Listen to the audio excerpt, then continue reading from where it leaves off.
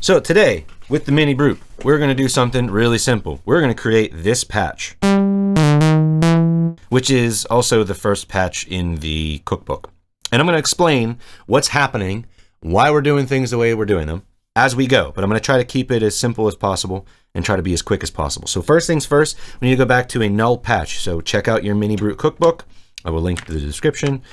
Put everything back to nothing, right? We don't want nothing. Nothing, nowhere, nothing, right? Okay, so we got nothing, okay? Just like what I said. So first thing we're going to do is we're going to look at our mixer, our oscillator mixer, right? Give ourselves some saw wave. If you can't hear it, check that your filter is all the way up. If you're still not hearing anything, check that your gate is on and it's on once for the AD envelope. The AD envelope is automatically set to control your amplitude modulation. So if you're not getting any amplitude, make sure that something's not wrong here. I also have that up. That's not, it doesn't really matter at this point. Same with the Brute, whatever. If your tones are goofy, now is a good time to go through and pitch them to, or I'm sorry, tune them. Okay. I'm not going to right now because it doesn't really matter. This is just to show how to get from point A to point B. If you want it to sound right, you got to put time in to make point A sound good to get to point B properly. That starts with tuning your synth properly. We're going to be fine for right now though. So the next thing we want to do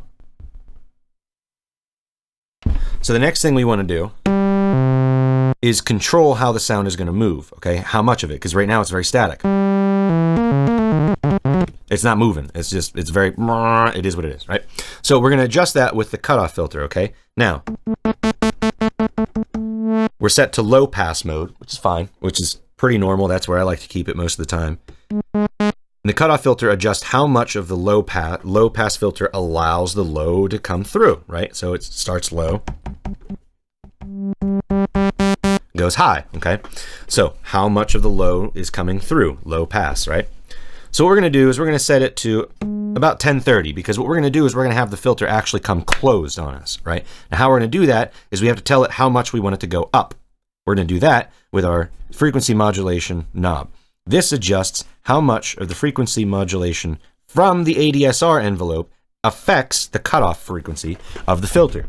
So right now, nothing's happening because the ADSR envelope is not moving, okay? So if we put the attack up, you can hear that it will, the filter is opening up, right? But then the decay and sustain and release, everything else is down. So then it's slamming shut again, right? Done. Well, what if we want it to go, what if we want it to start high and come down? Well, then we want our decay. Okay, the attack is how long it takes for it to go, the filter to go from closed to open. The decay is how long it goes from open 100% to whatever the sustain point is set to, which the sustain point being set to 0 means that it's gonna, attack is gonna go, it's gonna start at 100, it's gonna decay down to the sustain at 0, right? Now, the decay is based on a time value. I think it's exponential. I could be wrong on that. So the higher the decay is, the longer it's going to take for it to go from 0 or from 100 to 0, okay? Keeping in mind that all of these are potentiometers, meaning that they, well, sorry, not all of them. Some of these are actually stepped potentiometers, but that's a different thing. But the tuning, the value, the cutoff, resonance, the modulation, the mixers, all that stuff, these are all analog potentiometers, which means that they are infinitely adjustable. Okay, that's not stepped like 0, 1, 2, 3, 4, 5, 6, 7. It doesn't step like that like it does in digital land. Okay, it's literally infinite. Think of it as how infinite is the space between 0 and 1. When you get into the decimal points, it keeps going down further and further and further. You get 0.1, 0.01, 0.001, 0.0001, 0.00001, 0.00. It just keeps going, right? So think of this as 0, 1, and infinity in between there, okay? Now, the frequency modulation or the ring modulation or resonance modulation, you can think of these as positive or negative in that way, but it's still 0 to positive 1 or 0 to negative 1. Now, when you're actually talking about the actual control voltages, it's a little bit different, but that's a whole other thing. For right now, all we need to know is that decay is how long it's going to take for the filter to come closed again. Okay, so we're going to put our filter back at like lowish. We're going to use that. Oops, sorry, forgot. Right?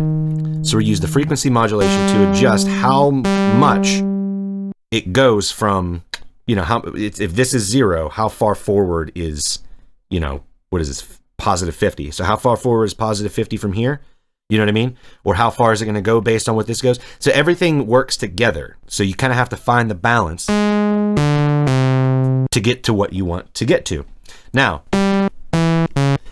the way that this is set up now, that filter is just slamming shut. We don't want it to do that. We want it to take a little bit of, kind of pluck down real quick. So our decay set good there.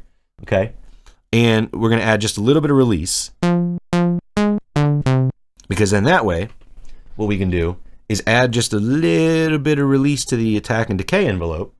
Or I'm sorry, to the amplitude envelope.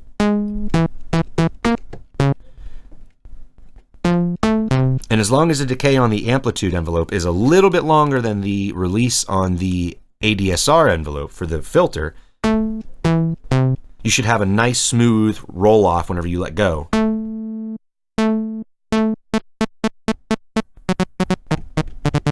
Right? And that's just one little thing to take and, starting with the Cookbook preset and adjust a little bit. That's one little thing I like to do, is just add a little bit of extra decay to it, okay? But we're not done with the Cookbook example just yet, right? For this simple saw pluck, right? There's one more thing we want to do, okay? We want the filter to move with the keyboard, okay? So if I play lower notes versus higher notes,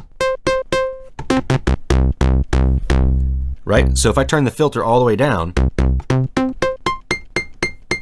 at a certain point, it's not letting anything through over a certain point. So our really high notes are coming, they're gone. They're not there anymore. Okay? But we still have all that low end information on our lower notes. Well, what if we want the filter to open and close with the keyboard based on how high or low the pitch is? Here's how we do that. Very simple. Go from your MIDI section of the patch bay, go from keyboard to the attenuator 1 input, which is pre-wired for the pressure. All right. So the harder you press your button, the harder it will affect whatever this is set to. Now, it's pre-wired to go to the cutoff of the filter. So if we turn the attenuator 1 up, you see it doesn't do too much until we get up to the higher registers, and then you realize, oh, what it's doing is it's bringing that cutoff filter up. The cutoff it's bringing the cutoff frequency of the filter higher. The higher you press the higher the pitch note you play, right? So that way you get a true representation of the tone all the way up the frequency spectrum, okay?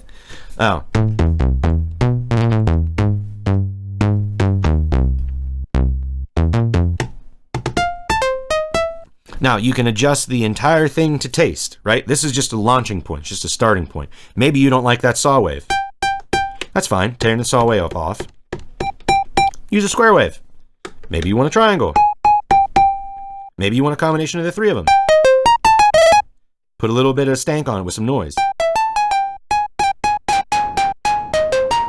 That might be too much noise, but you get the idea, right? So I'm going to put it back down to the square or the saw wave for a minute. I'm very partial to square waves. I just really like the way that they sound. I use them a lot. But for the purposes of this example, we're going to stick with the saw wave because that's what we've been using, right? So another thing that you can do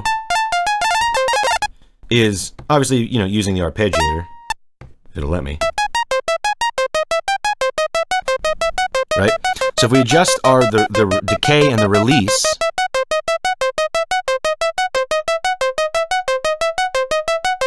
you'll hear the note plays out longer, but the filter still shuts off faster.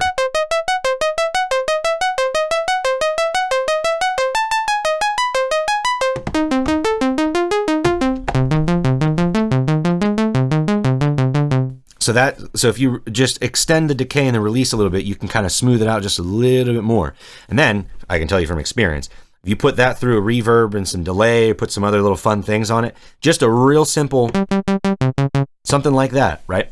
Put some fun effects on it, put some distortion on it, maybe a little bit, and you can do all kinds of fun stuff with it, right? Even in just the MiniBrute, just as it is, you can do that to kind of create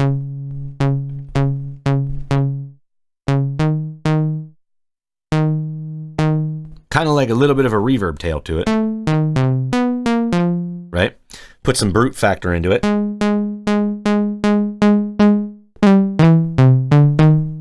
And it just smooths and warms the whole thing out, right?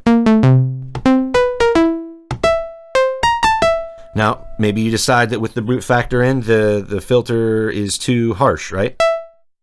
You want it to open up a little more. So you just adjust your attenuation. And that adjusts how much of the pressure, or I'm sorry, how much of the keyboard goes into affecting the cutoff filter, along with everything that's already here.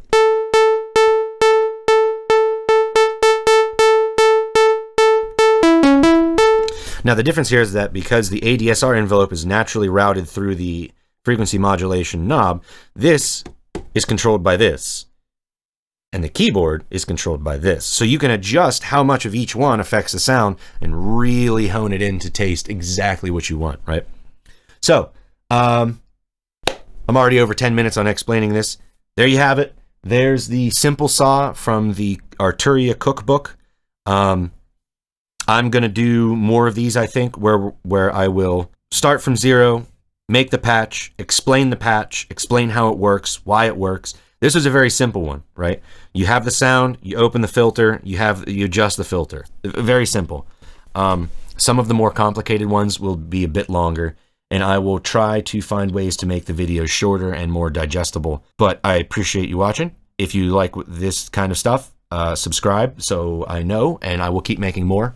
Please tell your friends. Bye!